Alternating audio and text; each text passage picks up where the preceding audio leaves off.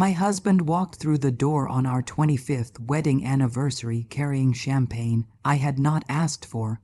He kissed me on the cheek the way a man kisses a wall, looked around the room I had spent the whole day making beautiful for him, and said, "Before we eat, I need to say something.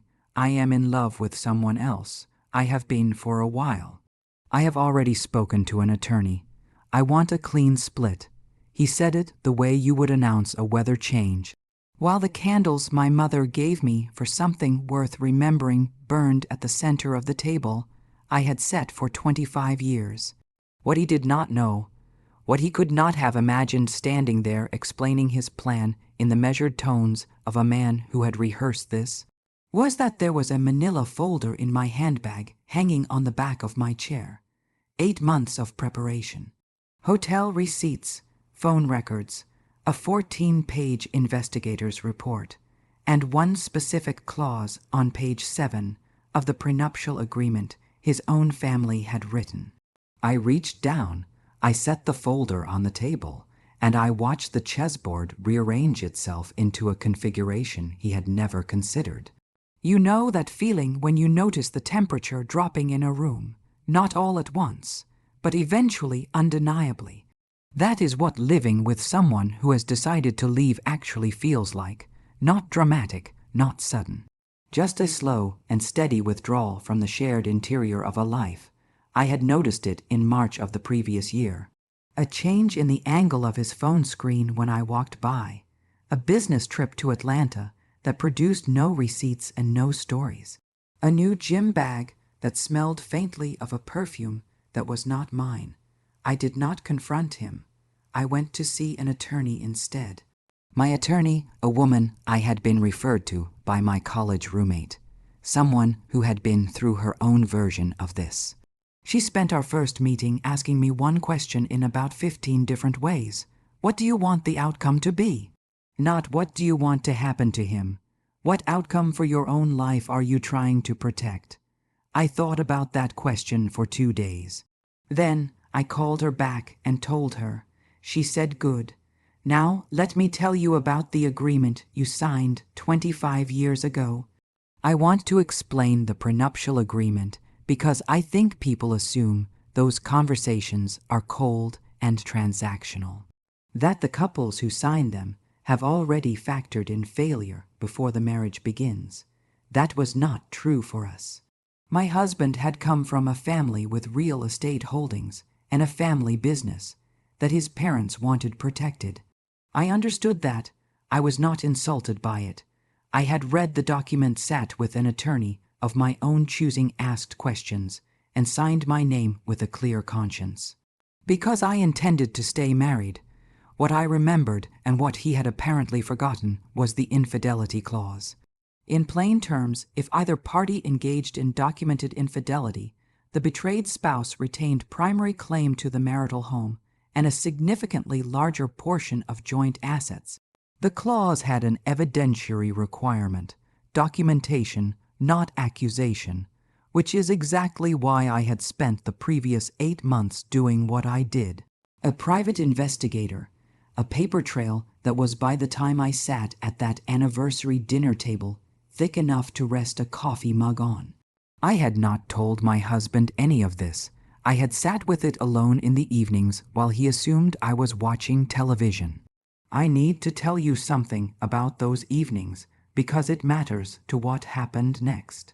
I have a master's degree in organizational psychology that I had put on a shelf when our daughter was born. About 7 years before the anniversary dinner, I was offered a small contract by a nonprofit through a mutual connection. I had taken it and done well, and it had led to other contracts, and by the time my marriage was ending, I had built something real. Modest but real, a client list, an income, a reputation in a small professional community that had nothing to do with being someone's wife. I was not naive about what the end of a long marriage can mean for a woman of my age. I had thought about it the way you think about an emergency exit. Knowing where it was, making sure I could reach it. The consulting work was that exit. I was not starting over from nothing. I was starting over from somewhere. My husband had been so certain he understood my position, the house, the savings, the life we had built together. What he had not accounted for was that I had been quietly building something of my own in the margins of the life he had already decided to leave. He had counted on a wife who would negotiate from a position of fear. He had not counted on 8 months. I had spent the better part of that afternoon in the kitchen, roasted chicken with herbs from the backyard garden. The garlic mashed potatoes my husband had requested every anniversary since our 3rd year together. A lemon tart chilling in the refrigerator. Our daughter had texted around 4 to say she was bringing wine. Our son had called to confirm the time, 7 o'clock, everyone at the table the way it always was. I was adjusting the centerpiece when my phone buzzed. A message from my husband, running a few minutes late. Do not wait on me for drinks. I set the phone face down on the counter and went back to the flowers. I knew even then that something was coming. I had known for 8 months. What I did not know was that he had chosen tonight to say it out loud. He walked in at 7:20 with his jacket over his arm and the champagne I had not asked for. He kissed me on the cheek the way a man kisses a wall. Our daughter was already seated. Our son was pouring water. My husband looked around the room with an expression I can only describe as the face of a man who has already left, and said, before we eat, I need to say something. My daughter looked up from her phone. My son sat down the pitcher. I stood very still near the head of the table, my hands loose at my sides, and waited. I think we all know things have not been right for a while, he said. He was not looking at me. He was looking at the candles, at the tablecloth, at the centerpiece, everywhere except the person who had spent the day making this room beautiful for him. I have been doing a lot of thinking about what I want about the next chapter, and I think it is time I was honest with all of you. I am in love with someone else. I have been for a while. I have already spoken to an attorney. I want a clean split. The house we will have to figure out. My name is on the mortgage, and I intend to be fair, but maintaining this property on one income is not realistic. So it is our anniversary, my daughter said, her voice completely level. It is your 25th wedding anniversary. You know that, right? He had the grace to look briefly uncomfortable. My son was looking at me, not at his father. At me, watching my face the way he used to when he was small and uncertain, checking for information about whether to be afraid. I reached down and picked up my handbag from where it had been hanging on the back of my chair. I set it on the table in front of me. I unclasped it and removed a manila folder, the kind with a metal clasp at the top, the kind that looks exactly like what it is. Serious paperwork, and I set it on the table in front of my plate. My husband stopped talking. I heard you, I said. My voice was steady. I want to be honest about that. I had practiced being steady. I had stood in front of the bathroom mirror and practiced it because I knew this conversation was coming. I just had not known which night he would finally have it. I want you to know I heard everything you said, and I appreciate that you decided honesty was the right approach. So I would like to offer you the same courtesy. I slid the folder across the table to him.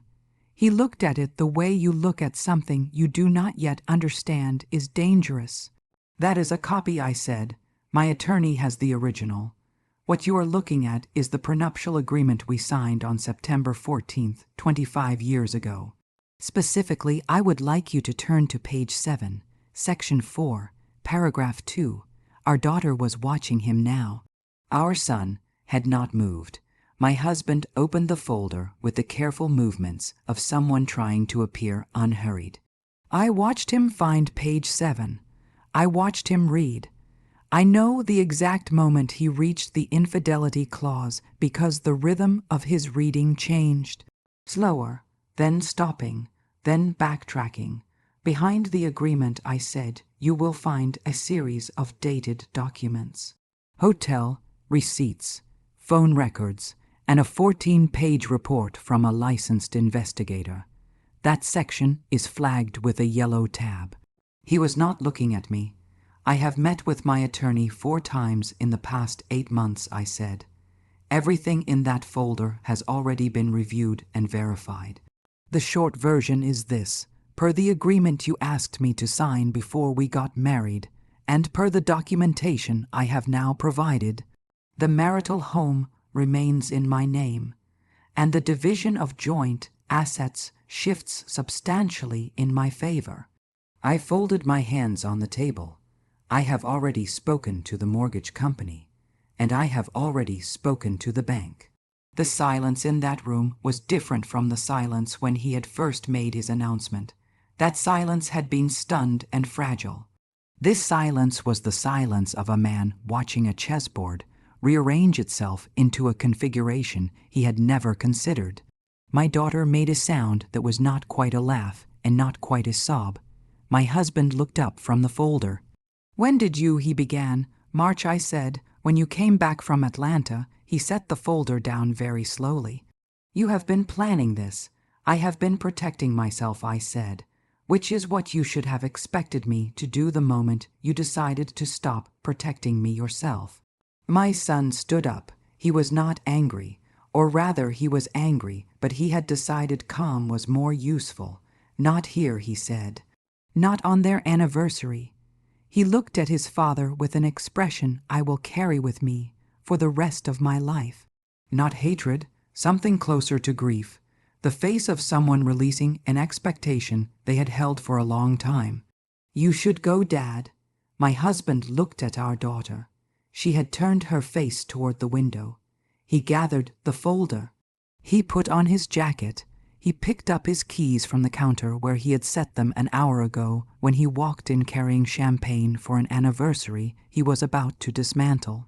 He paused at the door, and I thought he might say something, an apology, an explanation, one more attempt at framing this in terms that served him. He did not. He left. The door closed. My daughter reached across the table and took my hand. We ate the chicken cold, the 3 of us, and opened the wine she had brought. At some point during the meal, my son said, "You made the potatoes." And I said, "Of course I made the potatoes." And the room that had been so unbearably quiet became something softer, something more familiar, not whole, not that night, but something that could eventually become whole again. What I know about the next 2 weeks is primarily from what my attorney relayed to me, because I was deliberate about not being available for negotiation. My husband had reached out to a second attorney who confirmed what his own reading of the agreement had already shown him. The infidelity clause was airtight, the documentation was extensive, and the prenuptial agreement his own family had written 25 years ago, designed to protect their assets from me, now operated in the exact opposite direction. He was not going to get the house. He was not going to get the joint savings account that had been building for 2 decades, the account that contained, among other things, the money I had deposited from my consulting work, the work I had built quietly in the evenings for 7 years. His girlfriend. I learned through the mild social porousness of living in the same city as someone who has wronged you that they ended their relationship approximately 3 weeks after he delivered his announcement at my dinner table. She had been under the impression that he was coming with resources. The house, the savings, the stability he had implied, when it became clear that the assets he had promised were not forthcoming, that the clean, uncomplicated separation he had described had turned into a protracted legal matter in which he stood to receive considerably less than he had anticipated. The conversation between them had apparently gone poorly. I felt something about this that I am still working to identify. Not satisfaction exactly, not the clean pleasure of revenge, something more complicated. A kind of exhausted recognition that the choices we make about who to trust and why have consequences that ripple outward in ways we do not always trace back to their source. He had trusted her with his plans the way he had stopped trusting me with his interior life. He had made the error of confusing desire with commitment. We finalized the divorce 7 months after that anniversary dinner. I stayed in the house. I repainted the hallway a warm terracotta that my mother immediately declared unexpected but right. I started keeping better herbs in the backyard garden, the kind that require actual attention. I have learned in the years since that maintaining something alive, something that depends on you to notice when it needs water, when it needs sun, when it is struggling in the wrong conditions, is a practice that keeps you honest about what you are paying attention to. My son calls on Sundays. My daughter visits when she can. My relationship with both of them is different now than it was before that night. Not damaged by what happened, but clarified by it, the way a hard rain clarifies the air. My former husband called me once about 4 months after the divorce was final. He was polite in the deliberate way of someone who has made a decision to be polite. He said he wanted me to know he did not hold it against me. The attorney, the prenup, all of it. He said he understood I was protecting myself. I thanked him for saying so. He asked how I was doing. I told him honestly. I told him I was doing well.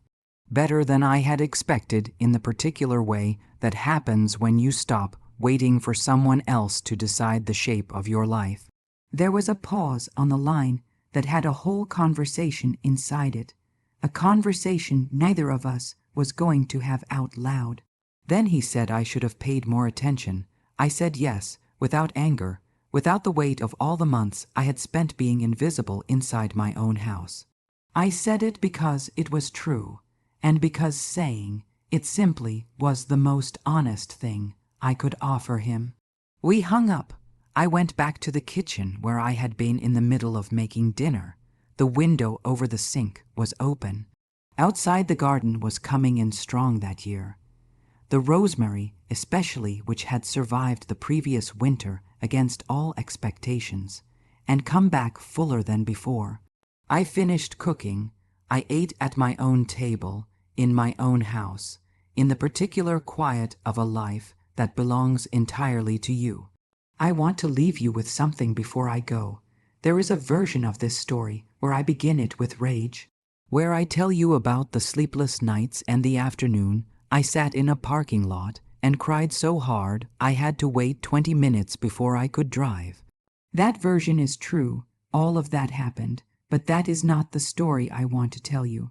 What I want to tell you is about the folder on the table, about the way I reached down and picked up my handbag, that small deliberate movement, and produced the exact document that said I knew.